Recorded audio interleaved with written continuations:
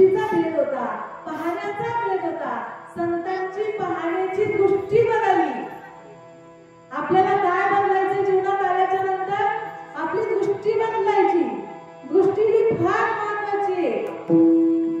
दृष्टी जर चांगली असेल तर सगळं जगत चांगलं दिसतं. म्हणतात ना, मित्र हा मळका असावा, मित्र हा मळका असावा पण जळका नसावा. घरातला माणूस सुद्धा मळका असावा पण मित्र हा गाठी मारलेल्या कपड्याचा असावा पण आतल्या गाठीचा नसावा. मित्र हा शुद्ध चित्ताचा असावा. त्याच्या चित्तात मित्राने आपले तोंडावरती आपल्याला शिव्या द्याव्यात, काय मिळत नाही.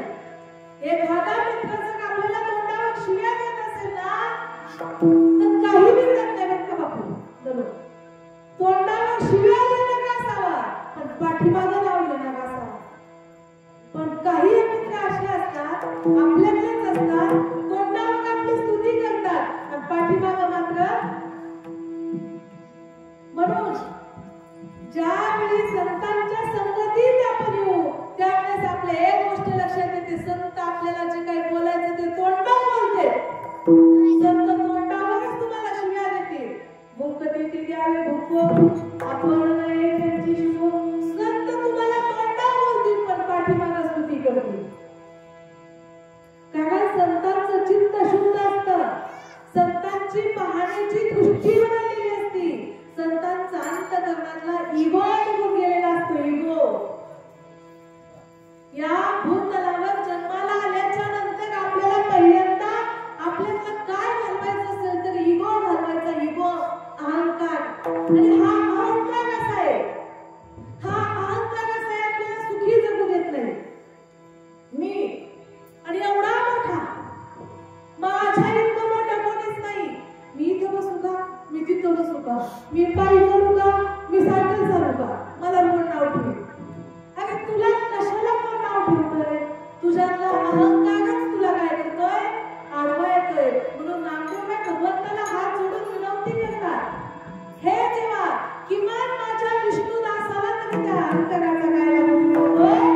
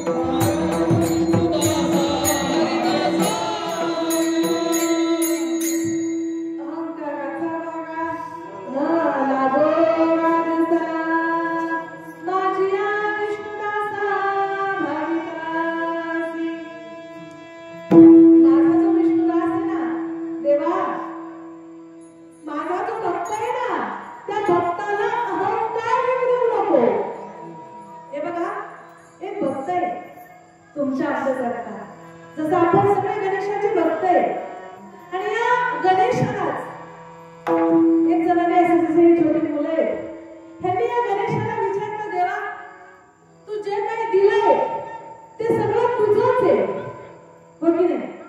देवा तू जे काही मला दिलंय ते सगळं तुझंच आहे आणि तुझंच तुला मी काय अर्पण करू. आता देवाने आपल्याला डोळे दिले, हात दिले, पाय दिले, कान दिले, कुणाला गाडी दिली, कुणाला बंगला दिलाय,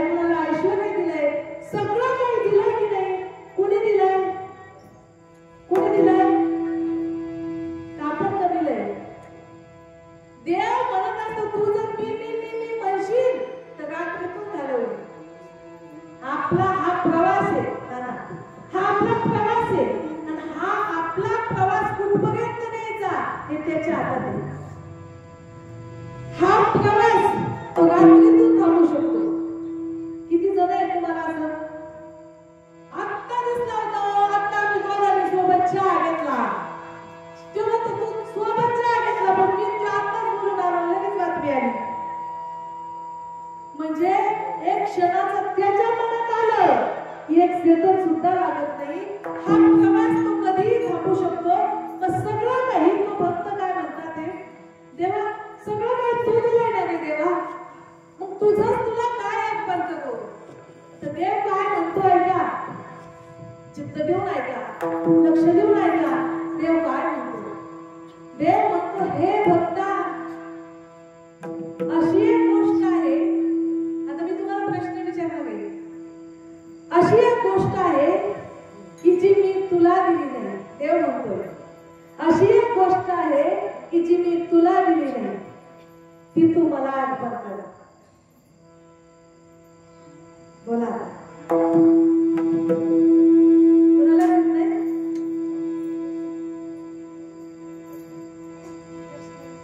प्रश्न आहे ना. देव म्हणतो मी तुला अशी एक गोष्ट दिलेली आहे की जी मी दिलेली नाहीये. मी तुला एक गोष्ट दिलेली नाहीये, ती तू मला अर्पण कर. बोला मी तुला एक गोष्ट दिलेली नाहीये.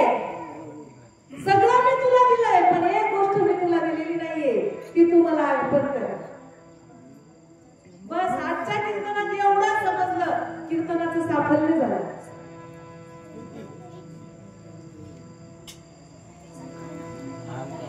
वा वा टाळ्या वाजवा.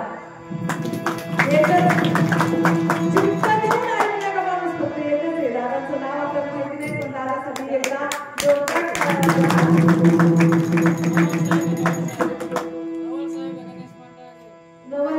नवल साहेबांचे आभार मानते.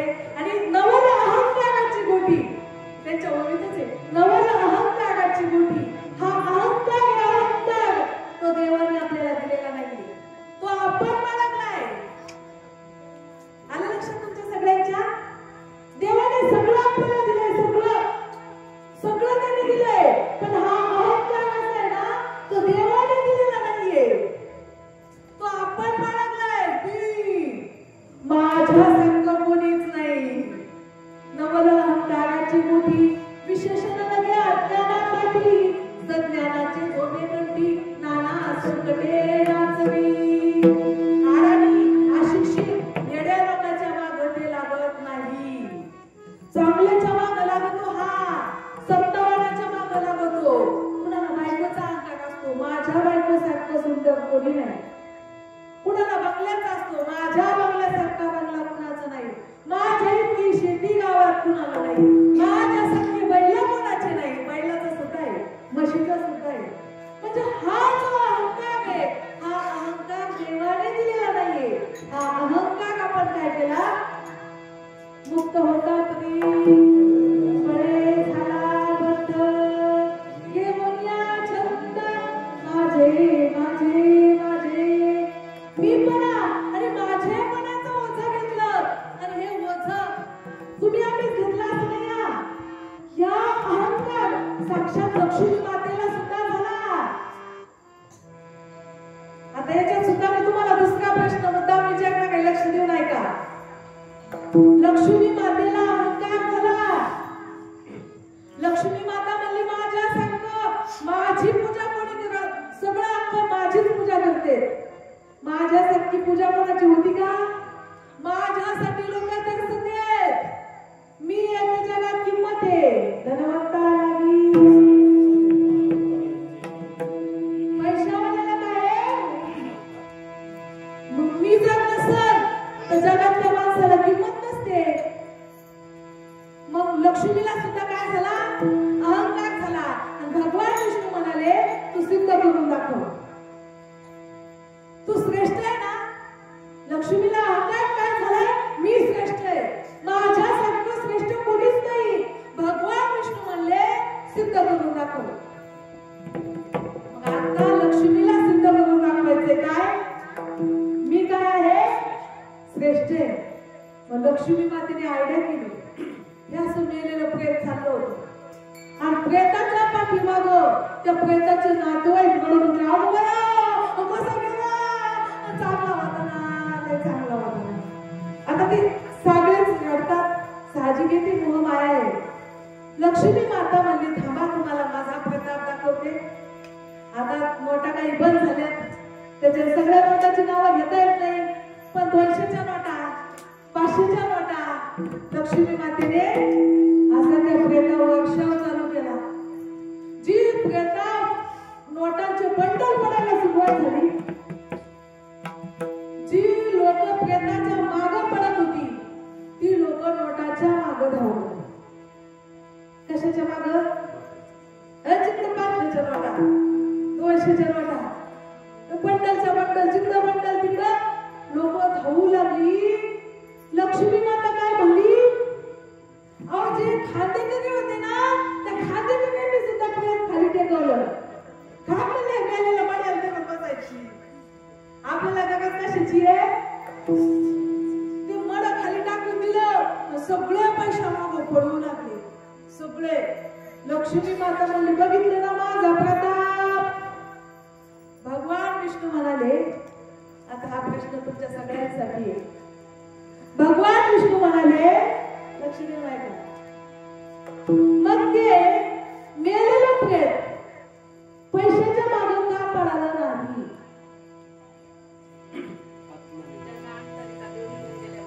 राम कृष्ण हरी बाबा टाळ्या उत्तर कळालं तुम्हाला? का नाही पडालं? ते मेलेलं प्रेत का नाही पडालं? का नाही पडालं? त्याच्यातला आत्मा रामच निघून गेला. जोपर्यंत या देहामध्ये आत्मा राम आहे तोपर्यंत लक्ष्मीला किंमत आहे. देहातला आत्मा राम निघून गेला, काय करायचं त्या लक्ष्मीला? म्हणून प्रत्येक देहामध्ये हा आत्मा फक्त माझा त्याचा नाही, तुमचा त्याचा नाही, त्या लेखा त्याचा नाही. प्रत्येक जीवामध्ये काय आहे? सर्वांगी राम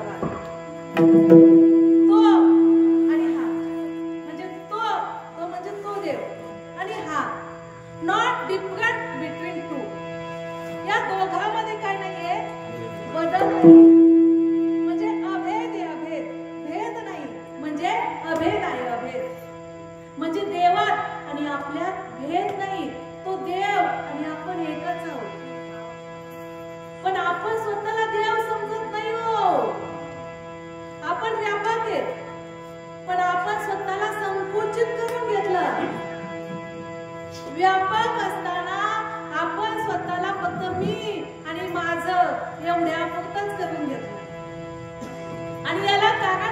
इगो झाला, अहंकार. आणि हा प्रत्येकाकडे असतो, प्रत्येकाकडे. अगदी आंधळ आहे ना, आंधळ, त्या आंधळ्याला सुद्धा अहंकार असतो. एका आंधळ्याकडं एक जणाने खंदीर दिला, खंदीर, की चल बा, तुला दिसत नाही पण तुझ्या हातात जर खंदील असला तर लोक तुला धडकणार नाही त्या उजेडाला बघून. मग ज्यावेळी त्या आंधळ्याच्या हातामध्ये खंदील गेला त्यावेळी कडेने चालू लागा आंधळ वाटेतून चालू लागलं. त्याला काय झाला, आज माझ्याकडे काय आहे, खंदील आहे. याचा त्या आंधळ्याला काय झाला, इगो झाला.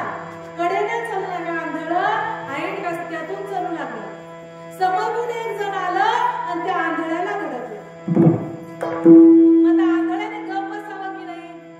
त्या आंधळा डोळ्याला म्हणतात, तू का आंधळा आहे का? कोण म्हणतं? डोळ्याला म्हणतंय. आता खरा आंधळा कोण आहे?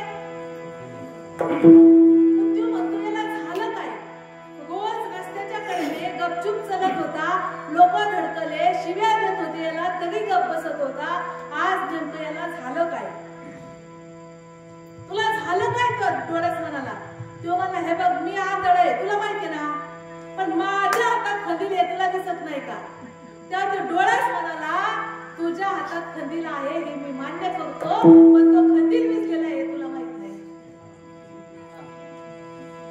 दृष्टांत करायला ज्या वेळेस माणसाकडे थोडं काहीतरी येतं त्यावेळेस माणसाला इगो येतो, इगो. परंतु संतांनी हे सगळं टाकून दिलं आणि प्रत्येक जीवात देव पाहिला, आपल्याचा प्रयत्न केला. ऐसा ज्याचा अनुभव, ऐसा ज्याचा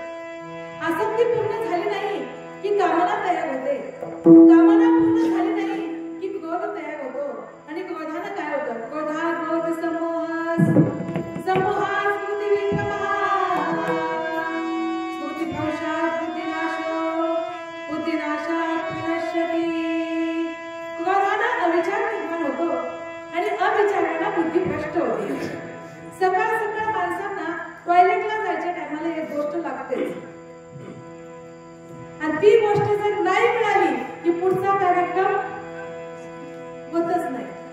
तुमचं जाऊ द्या, आम्हाला सकाळ सकाळ चहा लागतोच. जर चहा नाही घेतला की आम्ही बी पुढच्या कामाला, म्हणजे हे विषय आहेत.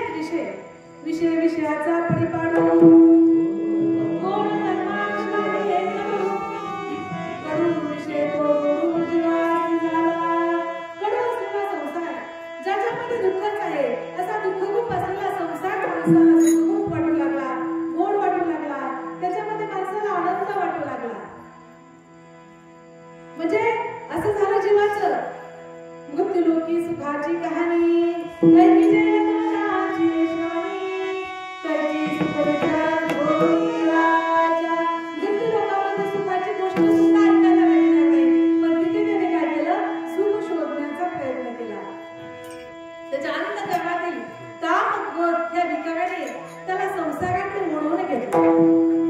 पण संतांच्या अंतःकरणामध्ये काम आणि क्रोध नसतात. साधू कसा असतो हे मी तुम्हाला थोडक्यात सांगून जाणार आहे. एक वाहती नदी होती, नदीला पूर आलेला होता आणि त्या नदीच्या कडेला एक बाई होती. ती बाई, ते दोघं साधू, त्या दोन्ही साधूंना ती बाई म्हणते, साधूजी मला या नदीच्या कडेला नेऊन पोहोचवा. माझी मुलं आहेत घरी लहान लहान, आणि ती माझी मुलं माझी वाट पाहत आहेत. ती बाई काय म्हणते, पण त्यातला एक साधू म्हणतो, नाही बाई, आम्ही संत आहेत, आम्ही साधू आहेत, आणि आम्ही स्त्रीच्या अंगाला स्पर्श सुद्धा करत नाही. आता त्यातला एक जणाला कीव आली. तो म्हणतो, काय प्रॉब्लेम आहे, बिचाऱ्या बाईला जर आपण मदत केली, जे काय झाले त्याची म्हणे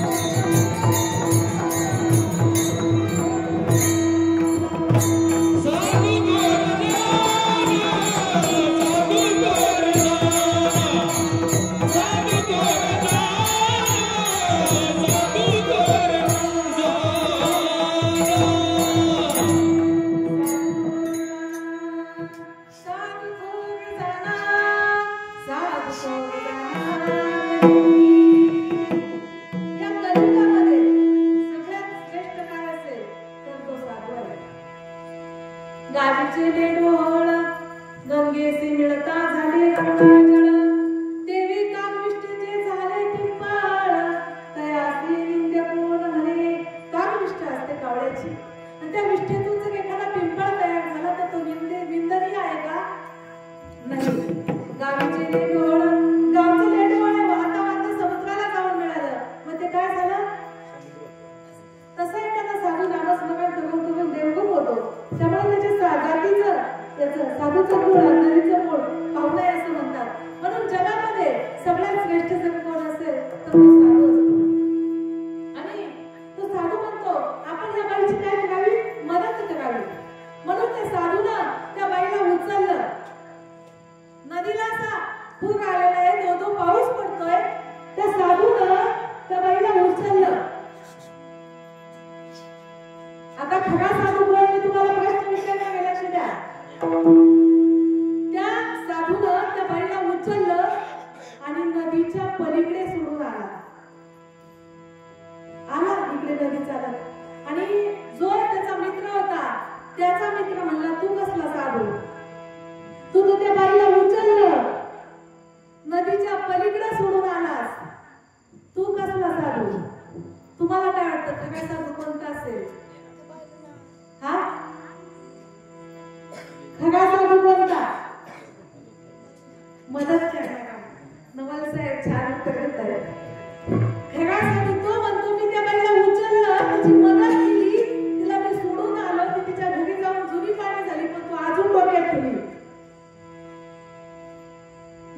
थोड्या वेळासाठी मदत केली, ती गेली मी, पण तू तिला काय केली? मी तिला मदत केली, पण तू डोक्यात ठेवली. मग खरा साधू कोणता? मदत करणारा. म्हणून त्या साधूच्या अंतःकरणातला भेद गेलेला असावा. कोणता भेद गेलेला असावा? हा स्त्री, हा पुरुष, हा उच्च, हा नीच, हा लहान, हा मोठा, हा या जातीचा, हा त्या जातीचा. साधू हा संपूर्ण समाजाचा असतो. साधूला जात नसते. साधू संपूर्ण समाजाचं प्रतिनिधित्व करतो. आणि एखादा साधू एखाद्या विशिष्ट जातीचं प्रतिनिधित्व करत असेल तर तो साधू नाही, तो साधूच्या रूपात बोलले. ऐसे कैसे झाले बोलू जन्म करोगी म्हणते साधू. तो साधू होऊ शकत नाही.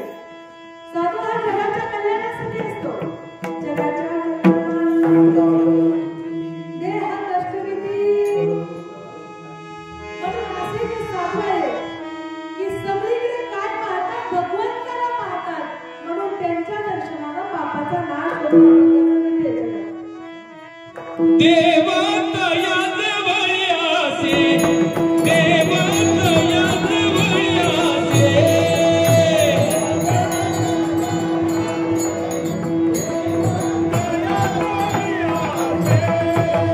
देव दया देवयासे, पावनाचे दर्शने.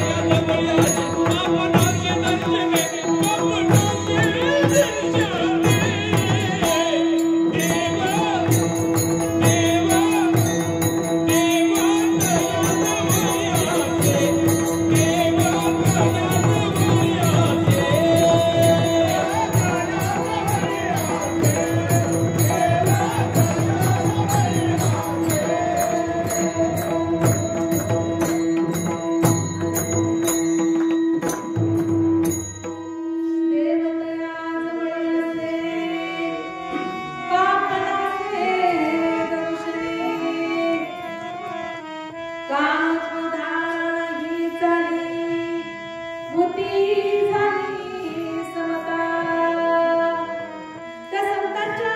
अंतःकरणामध्ये प्रत्येक प्राणी मात्राविषयी काय असतं? अभेद असतो. अभेद म्हणजे भेद नसतो. भेद आज प्रत्येकाला वाटतंय अंधार होत चाललाय, अंधार होत चाललाय, दिवा पाहिजे, दिवा पाहिजे. आणि पुन्हा एकदा या महाराष्ट्राला जिजाऊचा शिवा पाहिजे, जिजाऊचा शिवा पाहिजे.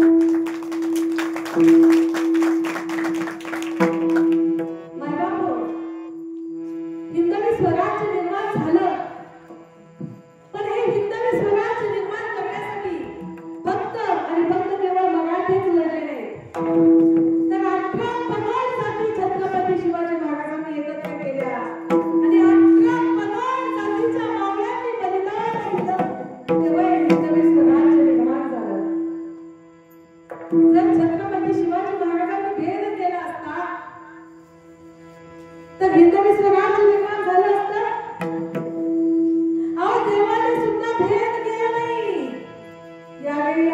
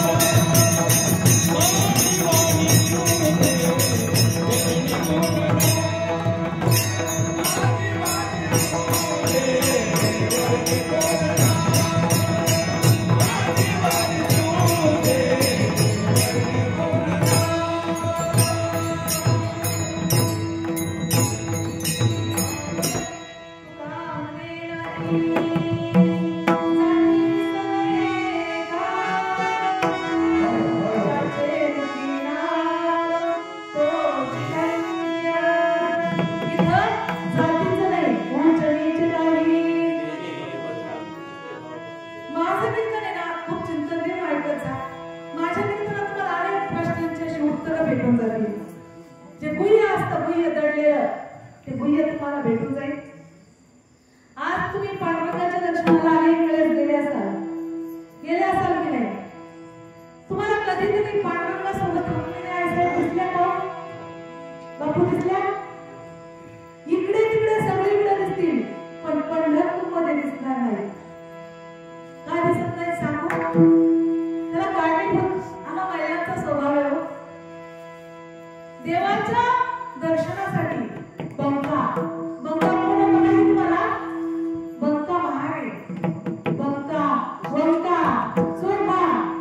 सेना नावी आहे कोणाला मुंबागे नरागी सोनागे ते सगळे संत देवाच्या दर्शनासाठी येऊ लागले. आणि आईसाहेब म्हणते नाव ते बंका महागे तू मंदिरात येतोय मंदिर बाटतोय नाही जमणार. कोण म्हणलं? बायकांची जातलंय आमची जमूनच घेत नाही. देव म्हणले अगं तू माझा भक्त आहे. आई साहेब म्हणले नाही जमणार. देव म्हणले त्याची जागा मंदिरात नाही माझ्या अंतःकरणात तू मंदिराला काय सांगते? रुक्मिणी आई साहेब म्हणले माझ्या मंदिरात जमणार नाही. देव म्हणाले उद्यापासून तुमचं मंदिर. अहो देवाने स्वतःच्या पत्नीला बाजूला टाकलं. का टाकलं?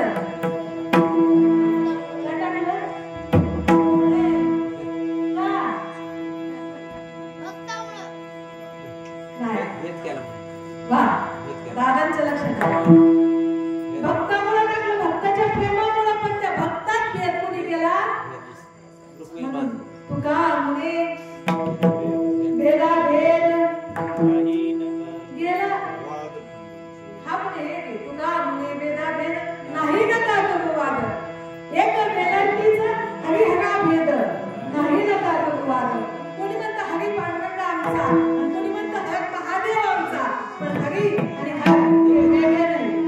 पांडुरंगाची तुम्ही पूजा करता ना त्या पांडुरंगाच्या डोक्यावर कोण आहे हो? दिसलं तुम्हाला महादेवाचे लिंग? मग कोणी म्हणतं आम्ही पांडुरंगाचे भक्त आहे कोणी म्हणतं महादेवाचे भक्त आहे. संत सांगतात हरी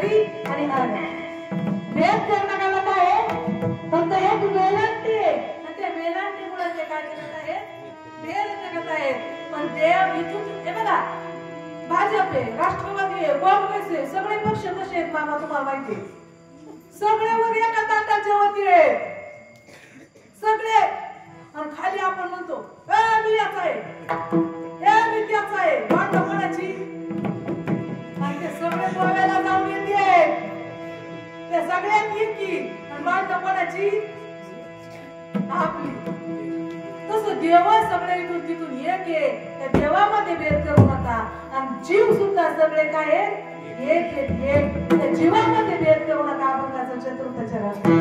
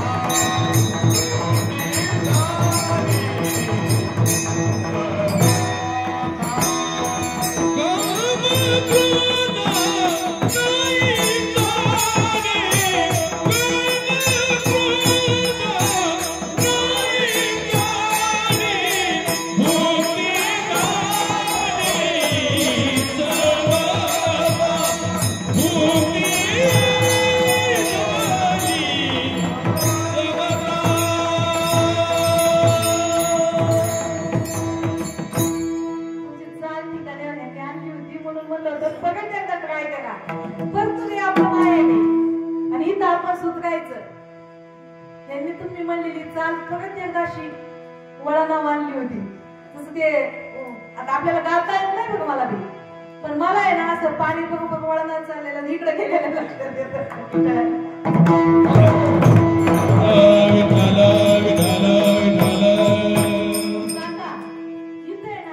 एकादशीला कीर्तन ठेवायची तर एकादशीला आपल्या गणूचं कीर्तन ठेवायचं कधी माझं ठेवा कधी शिवाजी महाराजांचं ठेवा कधी पांडुरंग महाराजांचं ठेवा कधी आपल्या इकडे रामभाऊ हे त्यांना बोलवा गणेश महाराजांचं इतर साहेबांचं ठेवा बापू गायक आहेत बापू करतात म्हणजे काय होतं माहिती का इथं जर कीर्तन झाली ना आपल्या श्रोत्यांचं चित्त शुद्ध होईल ज्ञान भेटल आणि नामस्मरणाचं यज्ञ होईल यज्ञ जे ज्ञान जयाचे हाती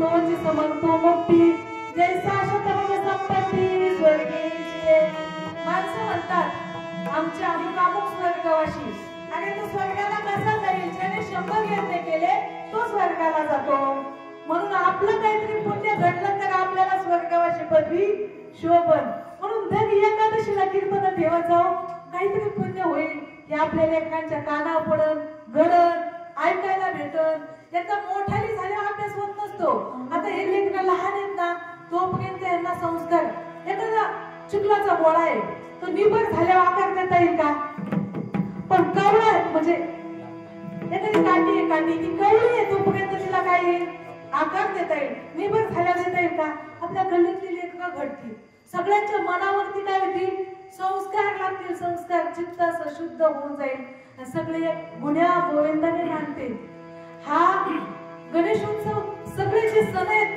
का केले माहितीये का भगतसिंग सुखदेव राजगुरू लोकमान्य टिळक सुभाषचंद्र बोस हे सगळे नेते एकत्र आले आणि त्यांनी ठरवलं की आपल्या समाजाला एकत्र करायचंय आणि समाज कोणत्या तरी कारणास्तव एकत्र येत नाही आता गणपतीचं कारण झालं आता देवी येते देवी तर आपल्या तारीखा बुकिंग आहेत पण आपल्या तिथं सुद्धा एक तारीख मुद्दामून घ्यायची मुद्दामून व्हायला मस्त असं कीर्तन करायचं का चित्त शुद्ध नामस्मरणाने होतं तुका म्हणे चित्त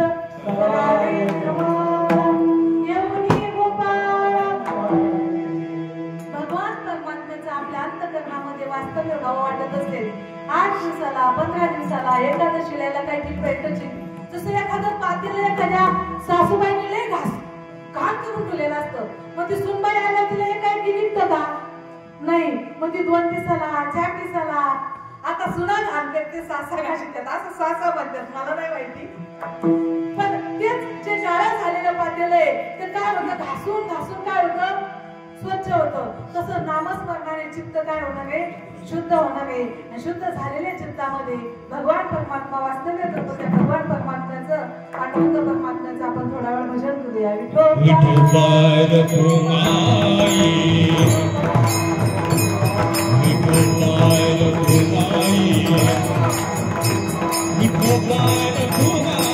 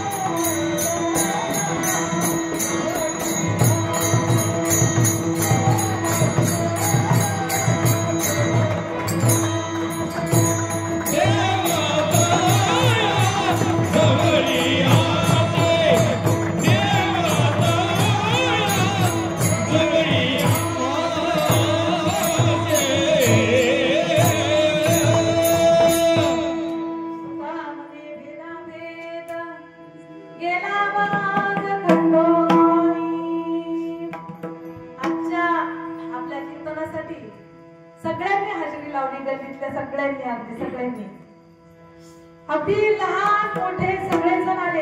सगळ्यांनी म्हणजे भेदाभेद नाहीसा झाला. आम्ही बापूंना फोन केला, लगेच बापू आले, लगेच इकडे साहेबांना घेऊन आले. नानांना तुम्ही कालच सांगून ठेवलं होतं.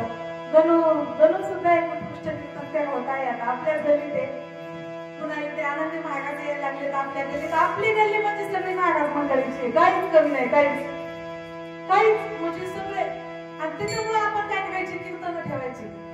आणि कधीच उद्या बरं ऐका ना, काय करायचं माहितीये का, आपल्यातला भेदाभेद नाहीसा होण्यासाठी हे करायचं. असं समजायचं नाही मी मोठी आहे, हा लहान आहे, हा लहान आहे, हा मोठा आहे, काही नाही, सगळे सारखे आहेत. सगळे अगदी ज्याच्या सोबत भांडणं जरी झाली ना, कोणी दुश्मन जरी असला, त्याला हात जोडले फरक पडतो का? फरक पडतो का? मी म्हणते संतांनी संपूर्ण जगाला आपलं केलं की नाही, केलं की नाही? प्रयत्न केला. समजा बाई त्यांची माझी भांडणं नाही, समजा झाली आज, आणि मी उद्या त्याला म्हणा ताई जय हरी, तर ते निघून जाणार आहे त्या गपचूप. तुम्ही नाही बोला, तुम्ही मी, आणि मी तुम्हाला हातच जोडले, उद्या जोडणार की नाही? अहो दुश्मनासोबत सुद्धा हात जोडा. जग जिंकायचं असेल तर वागा, आणि आपल्याला इथं एकोप्याने गायचं असेल तर आपल्याला एकमेकाला वागावंच लागेल, झुकावंच लागेल. वेळ झुकते है, वे झुकते हैं जिनमें जान होती है, अपने गए ना तो मुर्दे की पहचान होती है। अब 5 वर्षातून यंदा निवडणुका येतात, चप्पल सहित पाया पडते आणि 5 वर्ष मग आपल्याला सगळ्याला गुन्ह्या गोविंदाने गायचं म्हणलं आपल्याला एकमेकाला हात जोडायला काय प्रॉब्लेम आहे? काहीच नाही. आपण काय कोणाची एकमेकाचे दुश्मन आहे का काय काही नाही. नुसते मामा मुसाके मामा आमचे आले, त्यांचा मोठा सप्ताह होतो, त्यांच्या सप्ताहात आम्ही जातो. तुम्ही आम्ही गेले आनंदी. इथं कोणी लहान नाही, इथं कोणी लहान नाही, इथं कोणी मोठा नाही, इथं सगळे सारखे आणि इथं सगळ्यांना सारखं मान द्यायचं. मी आज आपण का सांगितलं माहितीये का? ऐसा जनचा अनुभव विश्वदेव संतत्वे. अगदी छोट्या लेकरात सुद्धा आपल्याला देव दिसला पाहिजे. हाय की नाही? त्याच्या देव कुत्र्या देव मानतो, मांजरा देव मानतो, गाई देव मानतो, मग माणसातच देव का दिसत नाही? दगडातला देव दिसतो. दगड एकदाच मंदिरात गेला तर देव झाला, माणूस 1000 वेळा मंदिरात जाऊन देव व्हायचा. त्याला एकदाच आकार दिला हो, हजारो लोक त्याच्या पाया पडले. म्हणून आपल्याला जर देव व्हायचं असेल तर सगळ्यांमध्ये आपल्याला काय पाहावं लागेल? खरा तो एकच जगाला आणि हेच कमवायचंय. मी माझ्या आयुष्यामध्ये फक्त माणसं कमावली आणि आमचे सासरे बंडू बुवा गोळेगावकर तुम्हाला सगळ्यांना माहिती. एवढे मोठे गायक होते. मामा आज केवढा बंगला असता, किती श्रीमंत असतो. बापू कमीला काही नाही हो, काही नाही. फक्त माणसं कमी उभ्या महाराष्ट्रात. आणि माऊल्यांना तुम्हाला सांगते, मला काहीच येत नाही, पण बंडू बुवांची सून म्हणून उभ्या महाराष्ट्रानं उचलून घेतलं.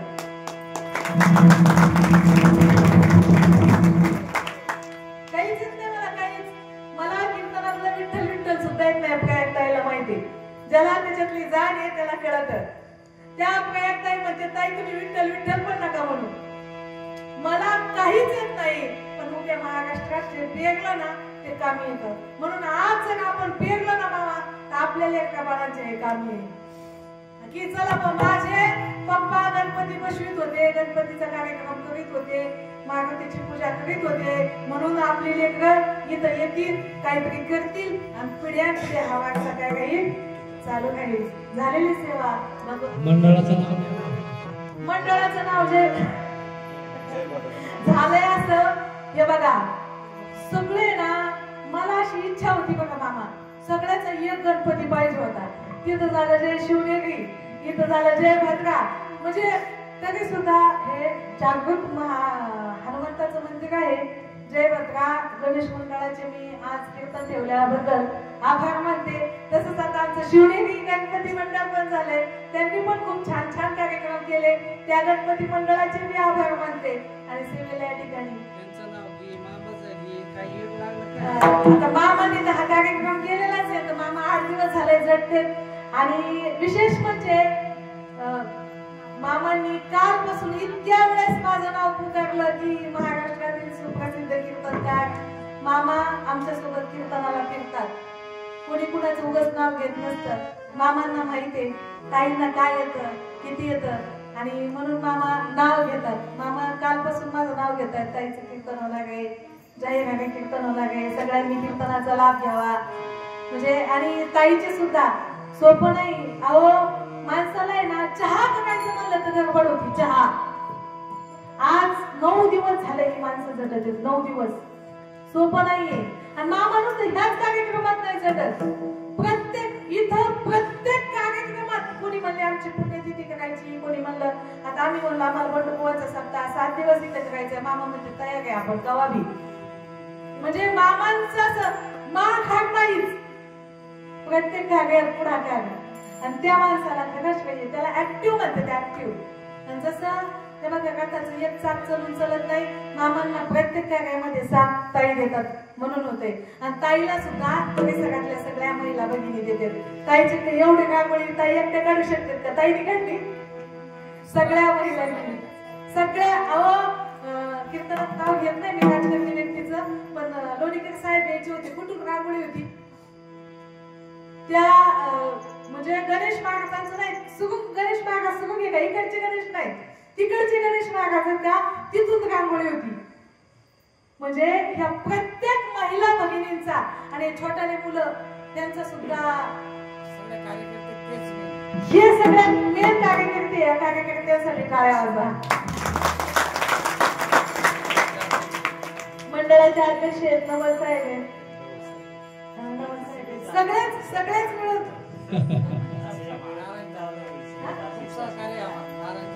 नारायण दादा जगताप त्यांचंही सहकार्य आहे. हे कोरेगावचे मंडळी आहेत कपासाला वाजवायला. खांडेवाडीचा भाई आहे आपला. खांडेवाडीचा दादा मी याला ओळखते, दादासाठी एकदा टाळ्या वाजवा मस्त. आणि एक दादा आले कपास वाजवण्यासाठी. हे तुम्हाला मी ओळखते ना, कीर्तनात आपला परिचय झालेला आहे. त्या सगळ्यांसाठी एकदा जोरदार टाळ्या वाजवा. आणि तरी सुद्धा हुकून चुकून काय होतं माहितीये का, एकाचं नाव घेतलं की एकाचं विसरतं. तरी सुद्धा मामा कोणाचं राहिलं का,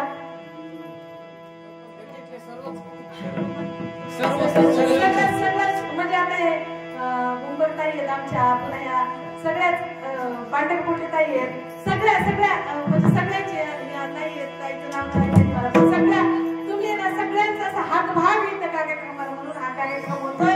आणि हा कार्यक्रम पुढच्या वर्षी आपल्याला 7 दिवस ठेवायचा बघ मामा. आपण कीर्तनकार बोलून घेऊ आणि मस्त असं छान कार्यक्रम करून झालेली सेवा भगवंताच्या चरणी जळगावच्या चरणी अर्पण करते. आणि या ठिकाणी सेवेला ज्ञानेश्वर माऊली माऊली तुकाराम माऊली ज्ञानेश्वर माऊली माऊली तुकाराम.